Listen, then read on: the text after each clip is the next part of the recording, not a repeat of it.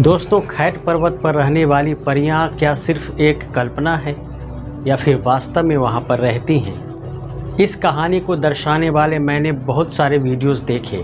किसी ने इस कहानी को अधूरा छोड़ दिया तो किसी ने इस कहानी को पूरी कल्पना बताया।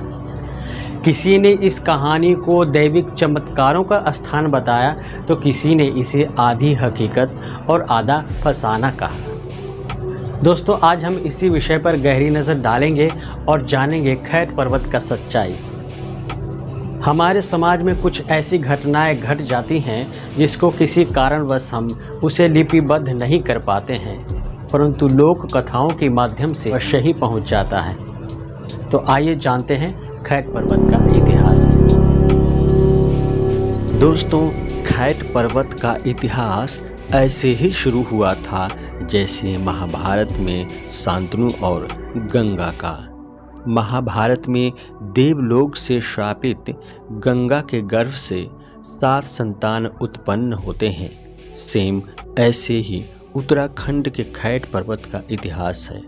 मित्रों, इस धरती पर 84 लाख प्रकार के योनि होते हैं और योनि में आने वाले सभी जीव कहलाते हैं, जैसे कि मानव शरीर, पशु शरीर, सूक्ष्म शरीर, भूत प्रेत आदि सभी जीव 84 लाख योनि में ही आते हैं। जब इस धरती पर कोई विलक्षण बच्चे का जन्म होता है तो वो सीधे स्वर्ग से आए हुए आत्मा होती हैं। जैसे कि इस धरती पर आए हुए हर प्राणी अपने संस्कार पूरे करने के बाद यहाँ से चले जाते हैं। मित्रों, खैट पर्वत का इतिहास अब आपके सामने रख रहा हूँ। खैट पर्वत का इतिहास चंदाना राज्य से शुरू होता है। चंदाना राज्य का राजा थे आशारावत। उनके 6 रानियां थीं, परंतु उनका उत्तराधिकारी कोई नहीं था, अर्थात वो निपुत्र थे। हर राजाओं की तरह उनके मन में भी यही विचार आया, हमारे राज्य में कोई युवराज नहीं है।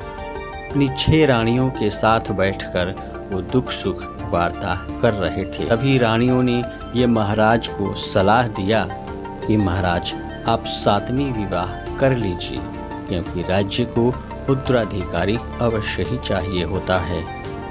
आशारावत ने दीपा पवार की बेटी देवा से शादी किया और फिर देवा और आशारावत जी से 9 कन्याएं उत्पन्न हुई।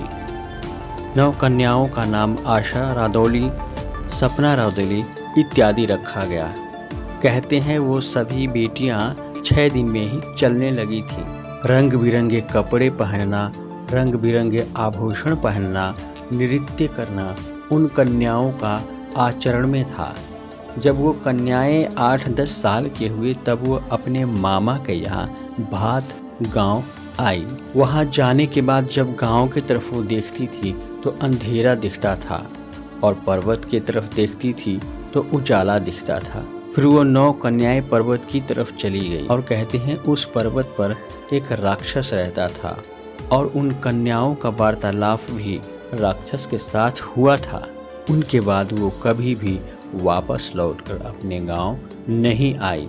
कहते हैं कुछ दिनों के बाद राजा को स्वप्न में आई 9 कन्याओं ने बोली कि राजा, हमारी मंदिर बनवा दो, पिताश्री हमारे मढ़ी बनवा दीजिए तो आपको पुत्र की प्राप्ति अवश्य होगी।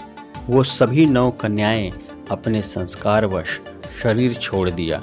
कारण चाहे कुछ भी बना हो, इसका प्रमाण नहीं मिलता है, क्योंकि मानव शरीर में इतने दिनों तक जंगल में कोई नहीं रह सकता।